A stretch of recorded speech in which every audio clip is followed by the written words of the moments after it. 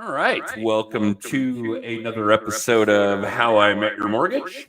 I'm your host, Adam Smith, with Just the Tips Coaching. And a fair warning to everybody that's either streaming the video or listening to the podcast. We seem to be having a little bit of a technical issue with the audio. We've never experienced this before in what is our seventh or eighth year of doing this. So it's a little strange for us. So bear with us if the audio is an issue. Let us know. We'll try to tinker with it some more. And if you guys can hear us clear as a bell, then perfect. All right. So, also, welcome my co host, one of our other coaches, our marketing director, Jen Waybor Hart. And we have a really cool guest for you guys today. And we'll get into a little bit of the background because you guys will find it ridiculously entertaining. But welcome to the show, Jason JJ Corriere. Thank you. I love that you call me that because it's just what you should call me. It's reminiscent. It's what you grew up knowing me as. You know, it's funny. And that's the part of the story that I hadn't yet told is that our audience should probably be told the truth. Jason, who even years and years later asked me to call him JJ or said it was okay to call him JJ. And I met as freshmen at Kent Denver Country Day School in Denver, Colorado, and that was in excess of 35 years ago. It's been a minute. So we've known each other for a hot minute. And just coincidentally, we kind of ended up running in similar circles. And JJ's a real estate agent here in Denver, and I've been doing mortgages here for longer than I'm willing to admit. Well, I guess it doesn't matter now since we just told everybody that we were freshmen in high school more than 35 years ago. I think that's actually older than Jen is now. Oh, wow. Yeah. Not by a lot, but a little. Yeah. So, Jason, you and I have known each other longer than Jen's been alive. Yeah, and I have some agents in our group that that we can, attest to the same with them. So, yeah. Well, and here's an interesting one. After all this time, and I don't know when we finally reconnected after high school, etc. It was probably 10 or 15 years ago. I finally met your wife recently. Yeah, I heard that. She told me she was at Smedra and saw you there. And in fact, this morning, we were kind of getting ready, and I said, "Yeah, I'm doing this podcast with Adam Smith today," and she's like, "Oh yeah," and we were talking about her meeting you at Smedra, which is I think kind of cool. For those of you that aren't into the same anagrams that we are, that is the South Metro Denver Realtor Association. That's the local realtor board that, most of the realtors in the south part of Denver belong to, because you got to if you want to be a realtor. Yeah, you got to stroke that check every year. It's not a small check. It's getting bigger. We could get into the discussion about where that money's going and what good it's doing for you guys, and how that money that gets kicked up the car and then NAR is really benefiting real estate agents, although that may be a subject for the next episode that we have you on. Yeah, maybe I've been on this queue to be on with you guys for I think a couple years or something. And it was a long time ago. So yeah, maybe we should let that breathe for a little while before I comment on it. I think that's best. Next time. Yeah, let's talk about you. Oh, great. Could be an easy subject. Conversation. That is funny for 1,000 reasons. Some of them our audience knows about. All right. So when did you start doing real estate? I had a buddy who started a kind of a fix and flip company back in 2001, and I was living in California at the time, and he asked me, I wanted to move back to Colorado, and I went out there for work because it was a little rough here in the industry I was in. I was a financial auditor for a cable auditing company. Actually, it was kind of a niche business, but it was cool. I traveled a lot. I was young, but anyway, I was out there, and they and then I wanted to come back to Denver, but there weren't a ton of jobs, and I didn't want to really take another job in that sector. So he said, "Hey, if you want to come back and be kind of like a handyman, multitask guy, where you can swing a hammer and you can do some demo and you can do some construction projects on some of these little flips we're doing in Park Hill." Then he's like, "I got a job for you." So I came back and ended up we ended up growing that company to, I think, 26 employees, and I became the custom home sales manager there. I got a real estate license because as we moved away from fix and flips, and he kind of got a silent money partner, and then they ended up blowing up pretty fast, and we were doing quite a few projects at a time, including in Florida. And so that originally the name of the company was Denver Distinctive Homes. And then and then it grew to, and then we changed the name to Birch Street Development. So we built a lot of homes in Wash Park, Corey Merrill, Observatory Park, scrapes essentially. So you go in, you buy a house, it's an old, dilapidated home, or maybe grandma owned it forever and she passed away, and then it was a 6250 lot. So we would scrape it and then build a new McMansion-ish house down, in those areas. And so I became, after I was the handyman kind of guy on the little fix and flips, I became a project manager on these builds. And then I have a sales background. And so I was, then they gave me this new title of custom home sales manager, in which I would bring these people in from, they would approach our Birch Street and they'd say, "Hey, we want to build a custom home. Do you have any lots in Observatory Park?" And so I got a real estate license so I could go procure the lot, and then I would take them through the process of from soup to nuts, saying, "All right, so," and I would meet with them with the architect. I'd find the lot. I'd meet with them and an architect. I would get the lot fenced. I would do the temp electrical. We would abate any asbestos we had on site with one of the older houses.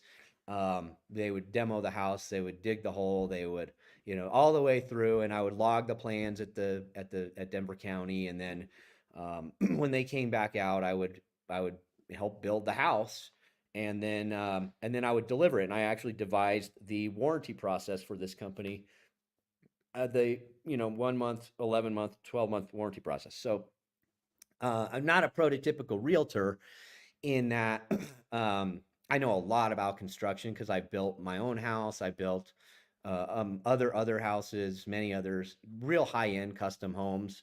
And so that's kind of how I cut my teeth. And then when they in 2008, with the Great Recession, they went under. They were highly leveraged at that point. Like I mentioned, they were building in Florida and all over Denver, and a couple of the banks that they were working with were going under.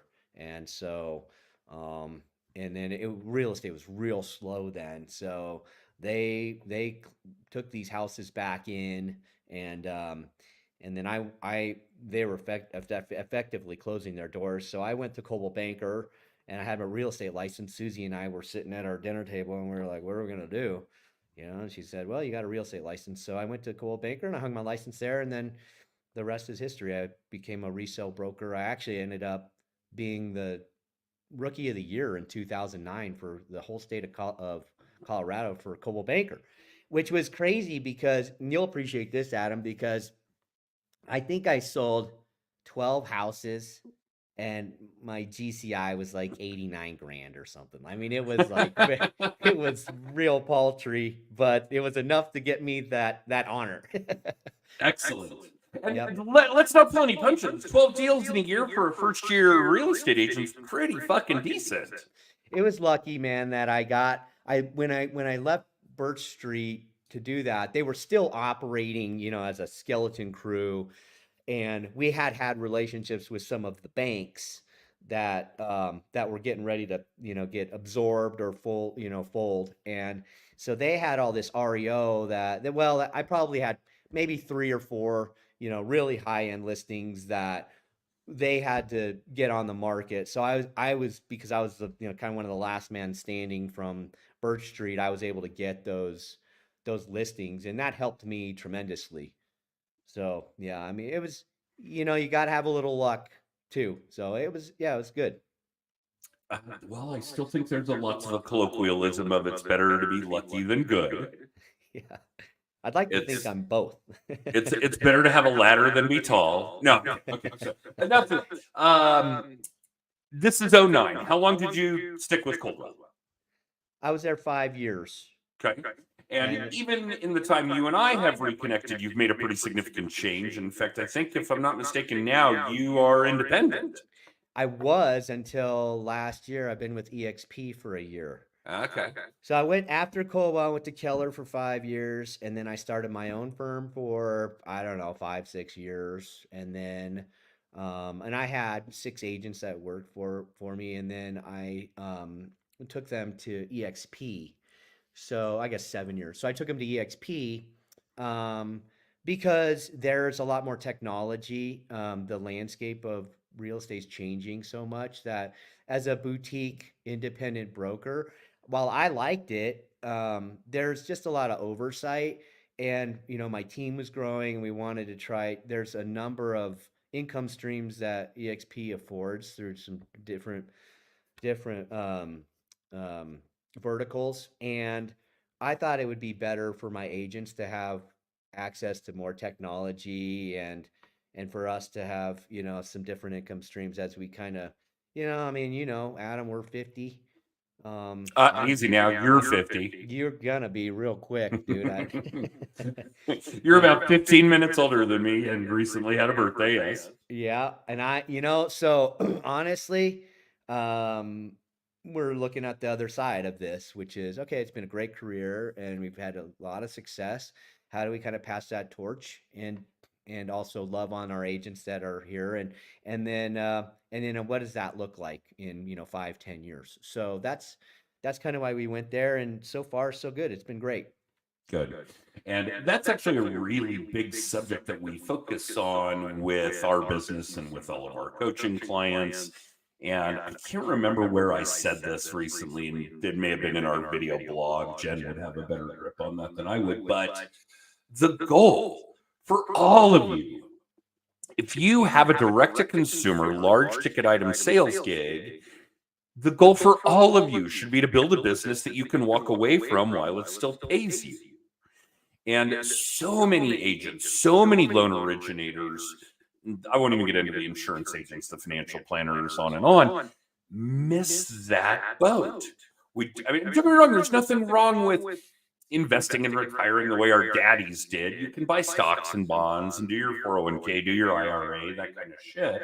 And hopefully, those of us that circumnavigate this world are smart enough to do some real estate investing as well: residential, commercial, long-term rentals, short-term rentals, flips, those kinds of things, scrapes and builds, whatever it happens to be. Hopefully you've learned enough in your role to have the insight to do something like that. But you all have the opportunity to build a business that you can walk away from while it still pays you. And the volume of people that don't see it or take advantage of it melts my brain. It absolutely fucks me up. And to hear you say that you were looking for that you were mapping that path before we even had this discussion, absolutely warms my heart. So, Yeah, at least in a business sense. you and I have talked for over the years, and we're aligned like that. We do have some, obviously, real estate investments.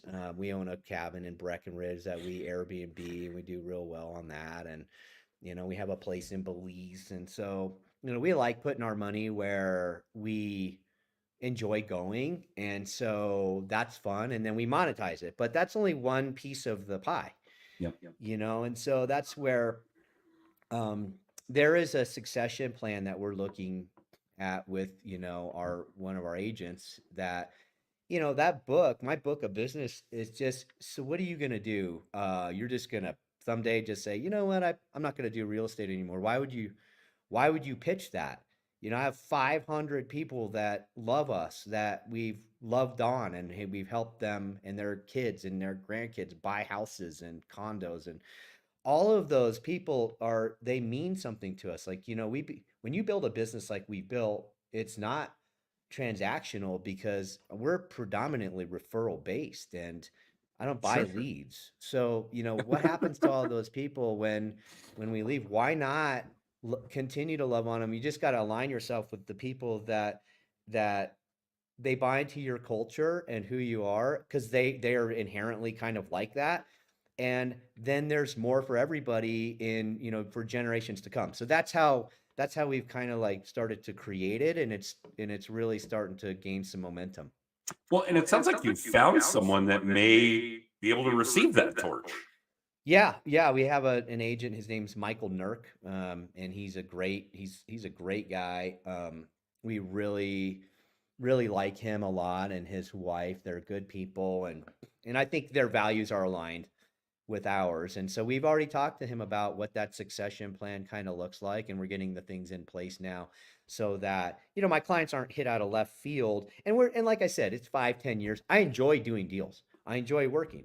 If somebody calls me and they say, "Hey Jay, I want you to list our house, and it's $3.5 million home or something in Parker," then and I'm in Florida or something, or wherever we're at, I'll fly home and take that listing because they're my friends, and I will enjoy it, and because I like doing the deals, right? But over time, what's that look like in 5-10 years when I have somebody who is more than adept and probably smarter than me, and more and aligned with technology and the things that this industry is moving towards, that he could probably service those clients if not better than me. And we could just take a piece of that for the referral, a component of it. So, that's what we're doing now.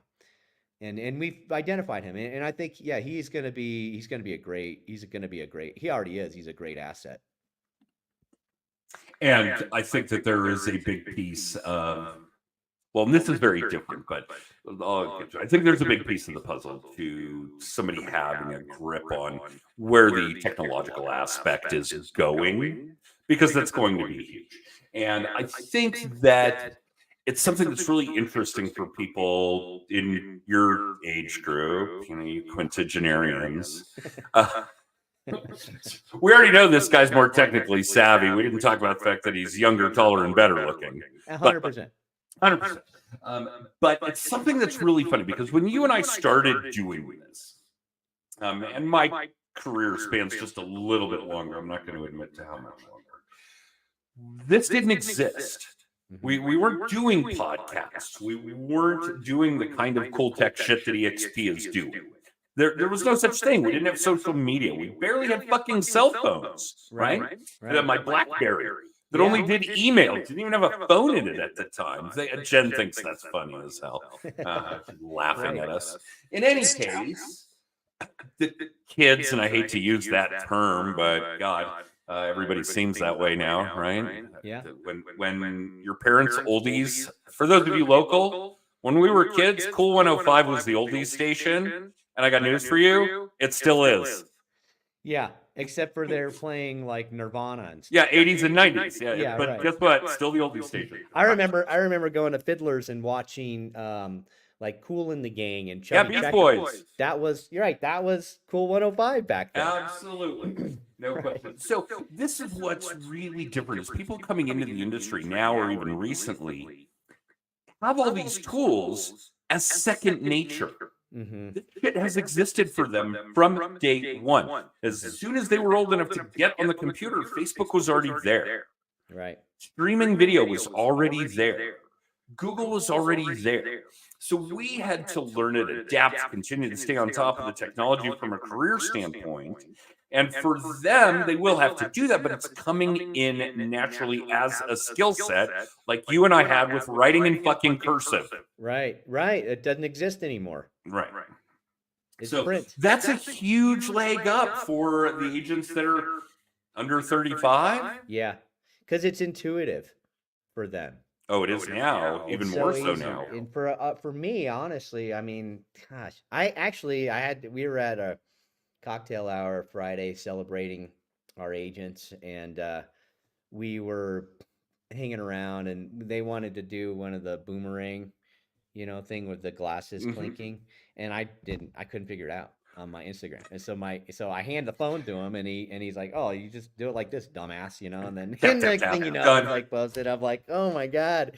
So I learned how to do it, thankfully, but that's everything. It's like everything has this learning component to it, a CRM or whatever the new technology is, a podcast or whatever. It's just mind-numbing for me because I sell real estate. That's what I do. It's not intuitive for me to pick up my phone and then type something in and then it just spits it out on social media and it looks really easy and slick.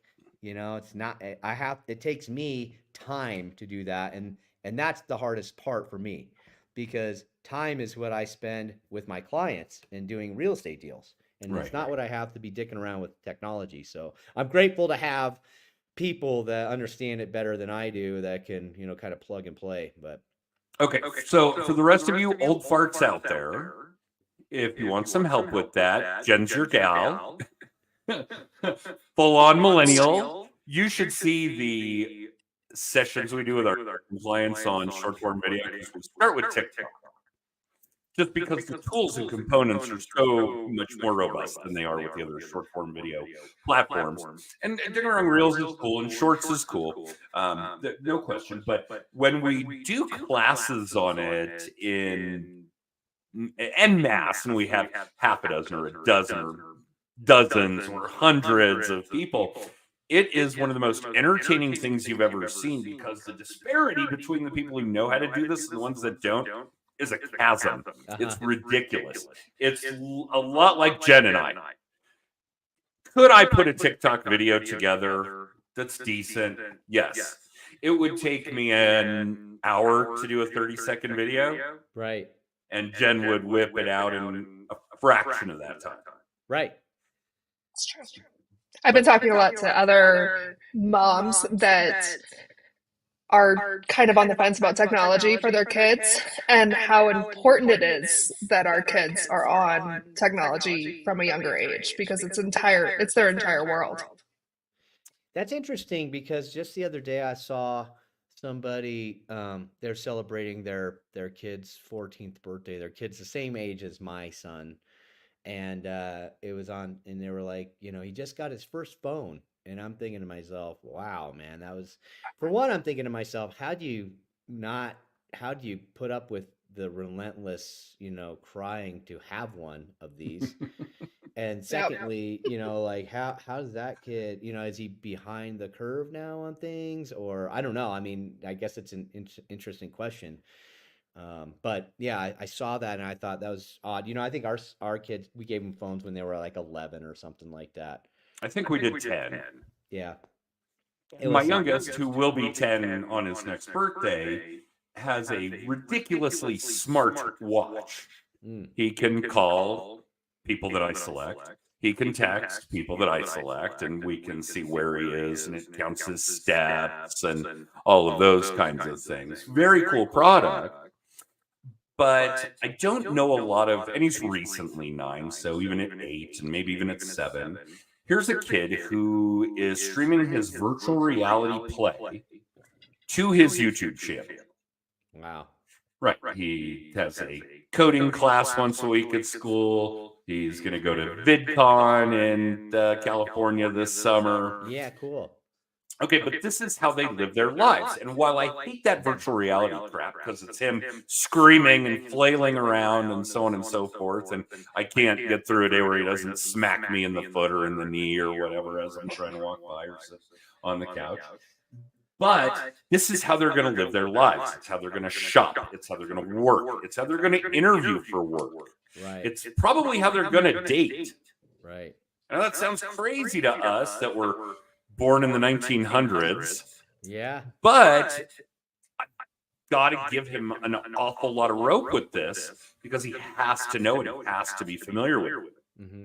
And this is true even for those of us that are old in real estate, in mortgages, in insurance, in financial planning, whatever it is, that technology is not only zooming by, and if you're not on the train, you're fucked. Mm-hmm. But the way that algorithm works from a technological standpoint on everything technology related is that it accelerates as well, exponentially. It's exponential. So you guys have got to be on top of it. Unless you're really old like JJ and you're eyeballing retirement, then you got to stay on top of this stuff. This is great fodder, Jason. Thank you. This is not something we really discuss a lot on the podcast, and it is uber important. We certainly should more. Yeah, it's where everything's going. Everything. I was sharing with Susie, I think yesterday. I was reading an article about some new exoskeleton technology that's charged by battery, and it can, a human can run like 25 miles an hour with these like things that go apparatus that goes around. It's like a backpack. You put it on, and then it goes down your hips, and it kind of straps to your legs. I guarantee it was probably developed by the military originally, but this exosuit is probably $1,000, and you can haul ass, and it's able to, like, I don't know, understand kinesthetically what your muscles want to do. So if you're going downhill, it'll slow you down, and it just takes. So I mean, it's just that kind of stuff that, like you said, it's exponential. I mean, is it art imitating life? Is it life imitating art? I mean, you saw it in that Tom Cruise movie where, he goes back and he goes, it's like Groundhog Day, but it's a war or whatever. And they have these exoskeleton suits on, and, or Terminator now with AI. I mean, I don't know. There's a lot kind of coming at us real fast here. And I don't think everybody even has a handle on what it's going to do when it becomes self-aware or whatever that is. But I mean, it's a crazy world we're living in. We're not there yet. No. And that is one of the things that we emphasize when we're coaching on AI and working on that module with our clients. It's not really AI. So yes, I can joke about the fact that the rise of the machines is going to begin when I got into a fight with the Roomba over a cheetah. That's legit right there. But let's not forget that computers are stupid. They only know what we tell them. Mm-hmm. But now we have figured out to take the entire wealth of knowledge of everything that we've ever taught them and have it at a moment's notice. That's really the gist. So for those of you that are using AI is not going to take your job. People using AI are going to take your job. Right. Let's make that very, very clear. But you need to be using it. There's no question. Yeah. Even at a minimum, and pick whatever platform you like. I was big on Bard, which now they're actually just calling Gemini. Thank you. And Jen's bigger on the Microsoft platform, which I can't remember why that's escaping me. I use ChatGPT. GPT, thank you. Make sure you're picking one and teaching it about you. Mm-hmm. Remember, garbage in, garbage out. It's not actually artificial intelligence. It only knows what we teach it.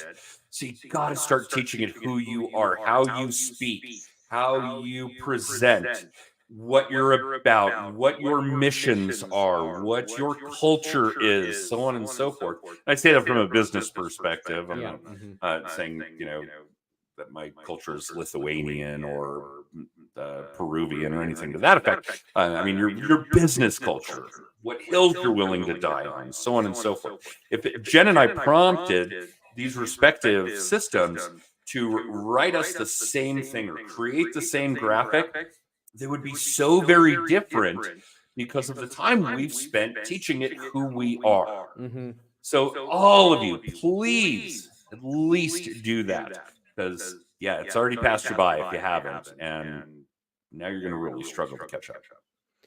Yeah, it is awesome technology. And I use it, for a number of uses for listings and market data and stuff like that. And it is laser sharp. I mean, it is. I mean, you got it. Listings are a great way to use it. What's that? listing descriptions are an amazing way to use it. Yeah, it is good. You still got to go clean it up a little Of bit, course. or what, and you got to add your own, embellishments or whatever that is. But no, it's a really good. It's a huge time saver. Yeah, I would say that there's certainly something to that, but in the bigger picture, and yes, you guys should always be doing things, all of you listening, should be taking advantage of the technology in the sense that you can either be more productive in the same amount of time or as productive in less time. Hmm. Take advantage of that at the minimum. If you are still looking to improve and increase your business, then great, it'll make you more productive. If you're at a stage in your life like Jason, where you want to start buying some of your life back, then fine, take advantage of these tools to be as productive in less time. Yeah. You can do that without equivocation. But at a minimum, whatever AI develops into 5 years, 10 years, to use that window that you had described, Jason, if you are establishing that toehold now, if you are putting those pieces together, that foundation together now, it is going to provide you such a greater benefit in those 5 or 10 years than if you ignored it until then. Yeah. Right. Yeah. Jen, it's how about AI and graphics? It looks like it's doing really well with handshakes and zebras. Jen sends us all kinds of really freaky graphic AI. Oh, that's created funny. I've images. done that. Yeah, so I upgraded my ChatGPT, and I do a lot of graphics in AI for social media posting. And the big thing I will test is zebras, because one of my clients, their logo is a zebra. And AI does not understand the stripes on zebras, how many legs they have. But the other one is yoga poses. They'll put like the head on the foot. I don't even know. Oh, that's It's awesome. insane. Yeah. Yeah. So if you ever want to I test uploaded it, a try picture- those. Those I are uploaded scary. a picture of my daughter catching. She's a catcher, softball catcher, and she's 17. But I wanted this picture to have like a watercolor effect to it. So I took the photo that I had and I uploaded it to ChatGPT, and it was hilarious because it came back and like there's an ump. She's catching the ball. And there's an umpire in the back, and he's like ready to call it a strike, and the ball's in her glove. It's a really cool picture. Anyway, it couldn't understand that he wasn't like an NFL referee, right? So it would put like, or it would take her glove and it would put a bat in her hand or something, and she was still in a catcher's crouch. So it is funny to see that kind of stuff, which is kind of back to your point, Adam, which is it's not as smart as people think it is yet, or whatever that is, and it's still got plenty of bugs in it. But yeah, it is amusing. It is not artificial intelligence.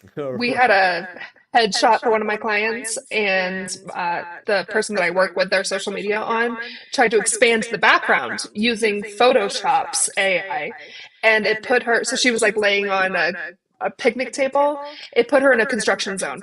Oh, wow. There were construction cones everywhere. It was really funny. That is funny. Maybe we'll have a contest and see who can create the most ridiculous AI generated photo from an original, and we'll find some cool prize for the person who comes up with the weirdest sounds shit fun. that AI spits out. Yeah. That would be fun for social media day. Yeah, That would yeah. be fun for social media day. And I can see, yes, that we are over time. We'll get JJ back, Jason. We'll get Jason back on another episode, because this was actually a lot of fun. Yeah, it was great to talk to And you. the history is really cool. So It is. I don't think I'm working with anybody that I've known as long as I've known you. A long time. All right. And yeah, it's always good to see you, man. And I'm glad you met my wife, and Jen. It's nice to meet you too. And I appreciate you guys having me on. Thank you very much. No, we're happy to do it. All right, Jen, give us some deets about Social Media Day and whatever else we're up to these days. Yeah, so Social Media Day is Friday, June 14th. There are still some tickets That's a available. month. You can. You did All not right, just say sorry. that. Wow. Yeah, you can go to socialmediadaydenver.com for those tickets. Or reach out to us through justthetipscoaching.com. You can also get copies of Adam's books, past episodes of the webinar, all the things, Just the Tips. Cool. All right. Well, thank you guys. And Jason, especially, I know carving out this kind of time on a Monday morning is no small task. So thank you for that. No, I've been looking forward to it for 2 years. So thank you for having me on. We appreciate It has been a long time coming. And for those of you that want to be guests on the show, you can certainly hit that same website. And yes, be patient. It's relatively popular. Jen's probably got us booked all the way through next season. So we're going to keep on going, I guess, because season 8, season 9 will be great. Well, social Jen's media gonna days need in a a month. calendar invite now, so I Yeah, can seriously, right? All right. So for Okay. all of you tuning in, watching live, streaming the video cast, listening to the podcast, you can catch us live on Monday mornings at 9:30 Pacific, 12:30 Eastern on YouTube, LinkedIn, and Facebook, and the podcast on the subsequent Wednesdays for Amazon, Spotify, and Apple. And we will see you guys next week with another episode of How I Met Your Mortgage, brought to you by Just the Tips Coaching. Thanks again, guys.